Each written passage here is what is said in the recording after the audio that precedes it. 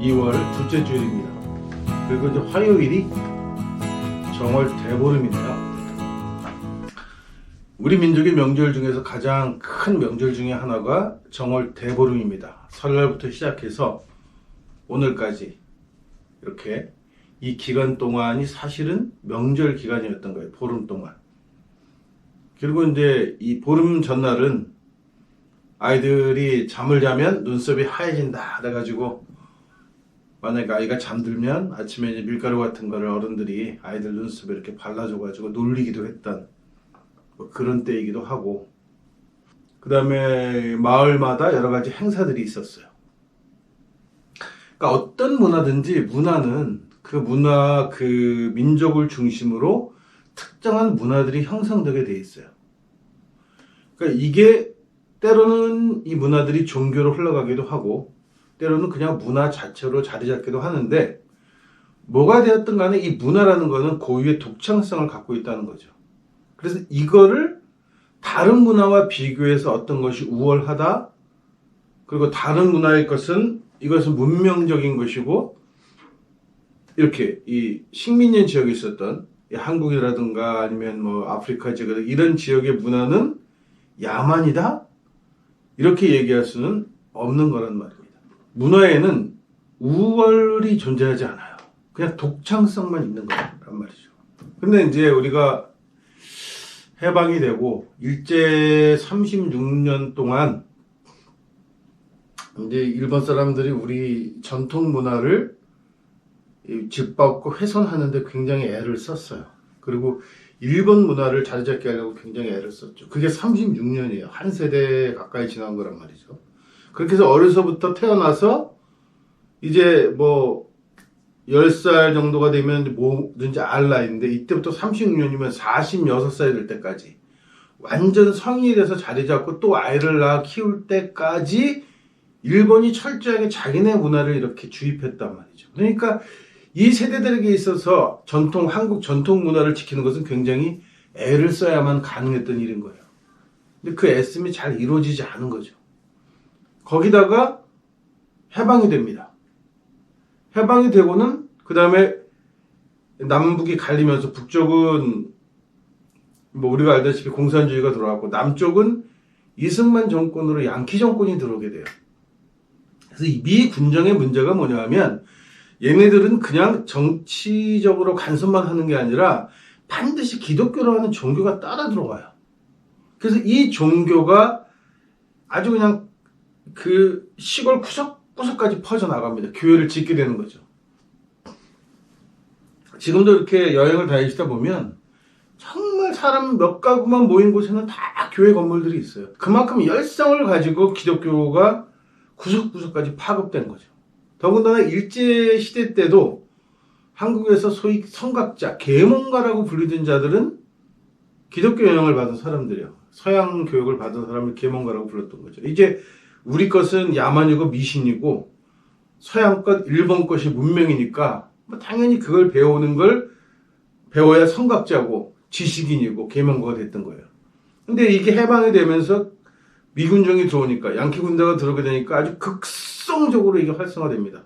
그리고는 전국 각곳으로 퍼져나가면서 그동안 그래도 일제시대 때에도 핍박을 받으면서도 지켜왔던 문화들마저 완전히 싸그리 미신으로 뿌리 뽑히기 시작해요. 더군다나 이 교육이, 이런 일이 벌어질 때, 이렇게 민족 문화가 말살될 때 이것이 옳지 않는 일이라고 이야기하는 건 교육이에요. 교육 쪽에서 선생들이나 배운 자들이 그건 우리가 지켜야 할 것이라고 얘기를 해야 하는데, 우리는 뭐 알다시피 교육계라는 게 식민지 시절 선생질을 하던 것들이 그대로 선생이 되고, 그 다음에 양키물 먹은 것들이 들어와서 선생질을 하게 되니까 우리 문화가 뭔지에 대한 개념조차 없는 것들이 선생질을 한 거란 말이에요. 이것들이 계획을 세우고. 그러니까 철저하게 한국 문화는 그냥 미신과 야만으로 뭉개져 버리는 거예요. 여기다도 결정적인 사건이 또 하나 벌어집니다.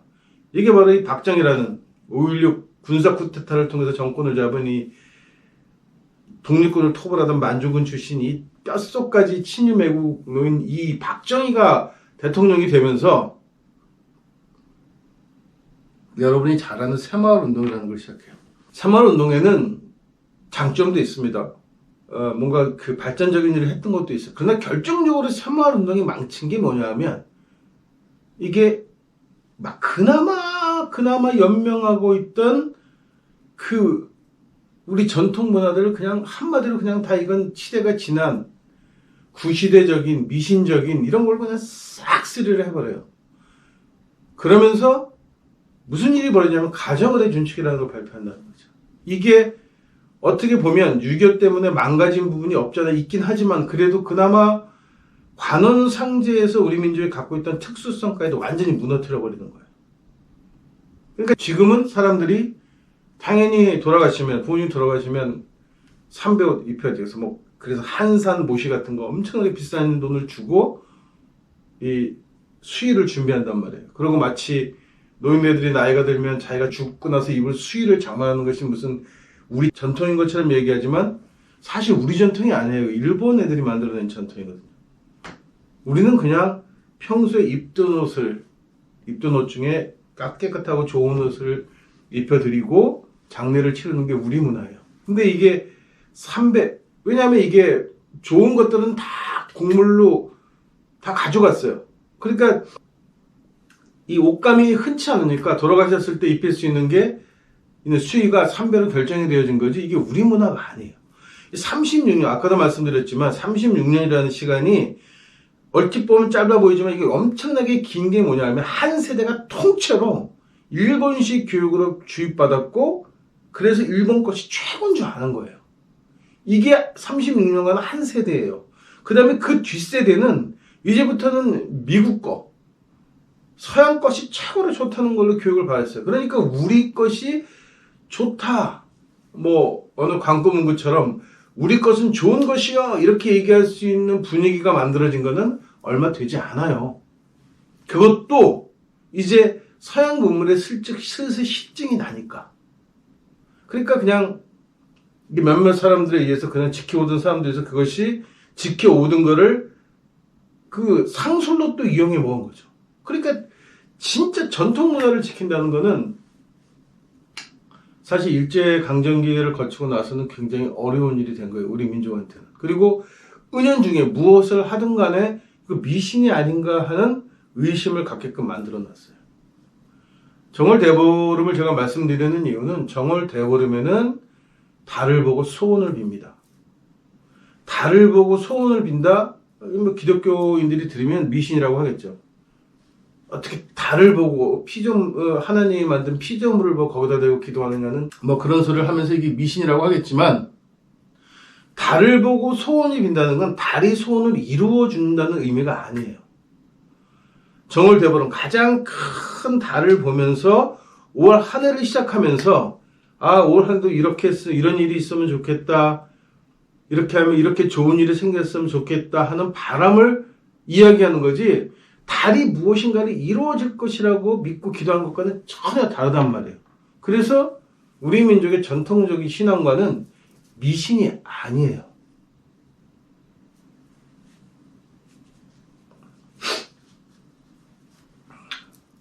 오히려 뭐가 미신인가 하면 교회에다가 십자가를 딱 걸어놓고 아니면 십자가에다 예수까지 딱 매달아 놓고 그 예수를 보고 믿으면 구원받는다고 하는 게 훨씬 미신인 거죠. 이게 보고 믿어서 된다고 하는 게 이걸 미신이라고 부르는 거예요.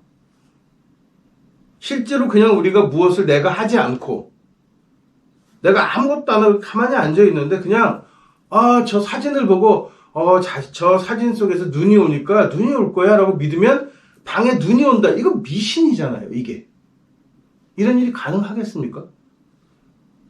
우리 민족이 달을 보고 아니면 아침마다 정한수를 떠놓고 하늘에 기도하는 것은 하늘이 그렇게 이루어진다고 하는 대상이 아니에요. 달이 소원을 이루어주게 하는 대상이 아니에요. 내 소원을 비는 날을 보름달이 가장 큰 날로 그렇게 자리를 잡은 거죠.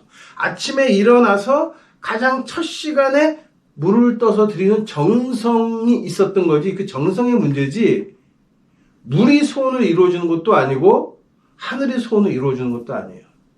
소원을 이루는 건 내가 열심히 살아가고 내가 해야 할 일을 다 하고 내 몫을 충실히 하면, 그러니까 진인사죠. 인간이 해야 할 일을 충분히 하면 하늘이 이루어주신다, 이렇게 믿는 거지.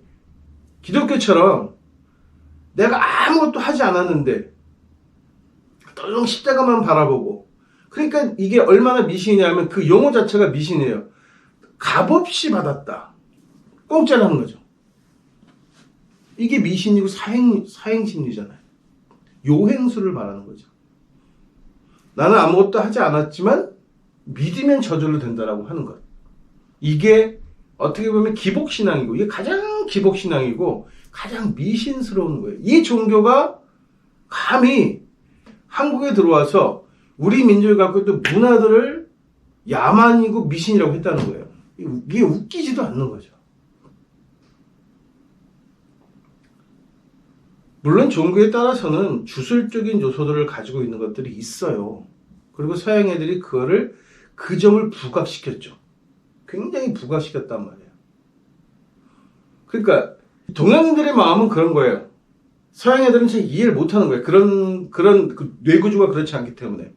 한국 사람들이 예를 들어서 이렇게 뭐랄까, 마을 입구에 성황당 나무가 있었다. 당나무가 있죠.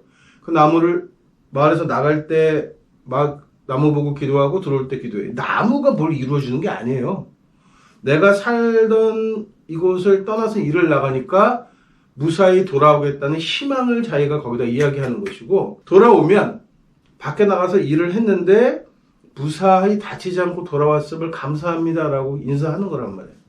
이게 동양인들의 신앙이에요. 동양인들은 구체적으로 무엇을 해준다, 절대적인 존재가 무엇인가를 기적적으로 이루어준다, 이런 거는 믿지 않아요. 이런 것 자체를 신앙이라고 부르지 않는단 말이에요. 외래 종교가 들어오면서 그렇게 되게 돼요. 그러니까 동양적 사고방식이라고 부를 수 있는 사고방식에서는 종교적인 것을 괴력 난신이라고 했단 말이죠. 그것은 이해할 수 없는 거다. 그래서 그것은 논할 필요가 없다. 왜? 논할 필요가 없다는 것은 뭐냐면 거기에 가치를 두고 그런 일이 일어날 것이라고 믿을 이유가 없다라고 하는 것 같은 거예요. 그런 일에는 믿음을 두지 않아요. 우리는 기복신앙이 아니에요. 제가 토착신학을 하면서 이 말씀을 굉장히 자주 드립니다. 왜냐하면 기독교가 우리 민족의 신앙을 가리켜서, 우리 민족의 신앙성을 가리켜서 기복신앙이다, 미신이다, 이렇게 얘기했는데 사실은 기독교가 미신이고 기복신앙이에요. 우리는 그냥 자연스러운 신앙을 갖고 있다는 말이에요.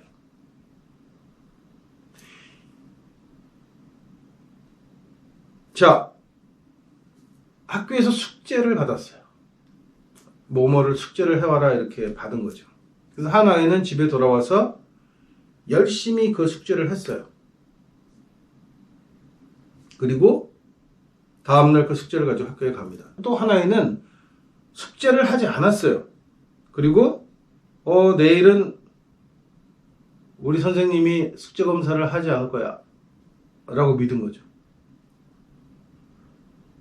그리고 자기는 왜 그렇게 믿게 됐느냐 하면 자기 부모가 그런 얘기를 해줬단 말이에요. 내가 옛날에 숙제를 안 해갔는데 그날은 학교에서 선생님 숙제 검사를 안 하더라. 내가 그 전날 방에 걸려있는 십자가를 보고 기도했거든. 절대 내일은 숙제 검사를 안 하겠다. 내가 오늘 숙제를 안 했으니까 절대 숙제 검사를 안 하겠다 하고 기도했더니 그게 이루어졌어. 기독교 신앙은 이런 거란 말이에요. 성서에 쓰여 있다는 거예요. 그렇게 야훼가 어떻게 했대, 뭐 믿으면 어떻게 된대, 이런 얘기들이 써 있는 거를 갖고 그거를 믿으면서 그렇게 될 거라고 생각하는 거죠. 그러니까 숙제를 안 하고 간 학생이에요. 재수가 좋으면 숙제 검사를 안 할 수도 있어요. 운이죠. 근데 숙제 검사를 하면 어떻게 돼요? 숙제 검사를 할 확률이 높을까요? 숙제 검사를 하지 않을 확률이 높을까요? 그러니까 우리 민족은 어떻게 생각한 거냐면 내가 받은 숙제니까 당연히 하는 거예요. 숙제 검사를 하든지 안 하든지.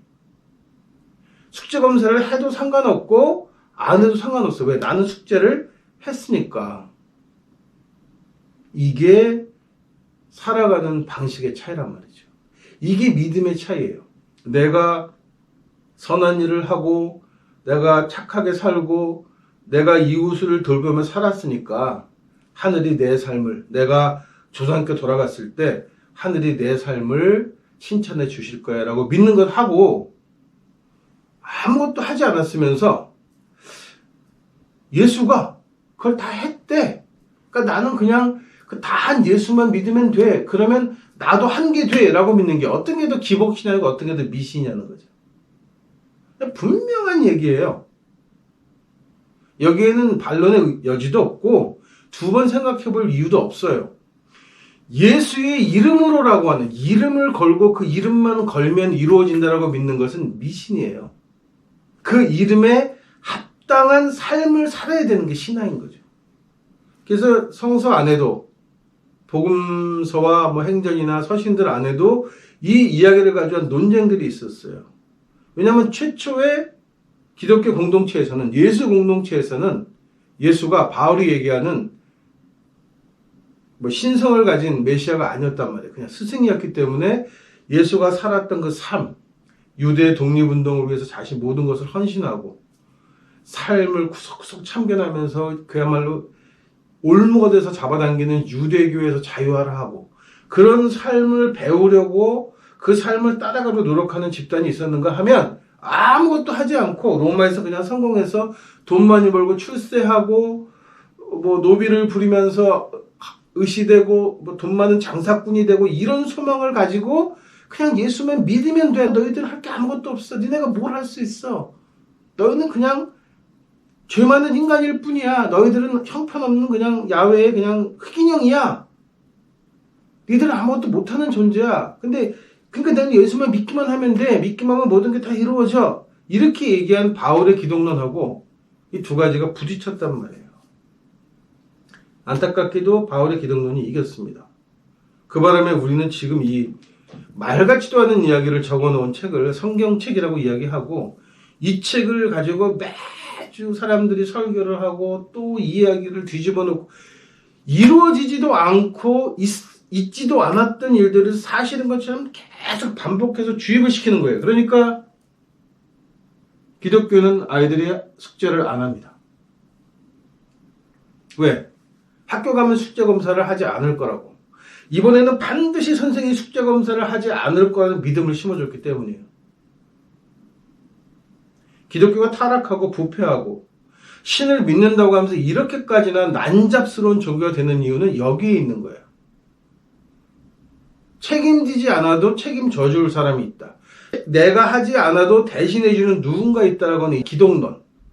이 기독론이 종교를 망칠 뿐만 아니라 인간 삶 자체를 종먹는 아주 뭐랄까 코로나 같은 존재입니다. 한마디로 바울의 기독론은 코로나예요.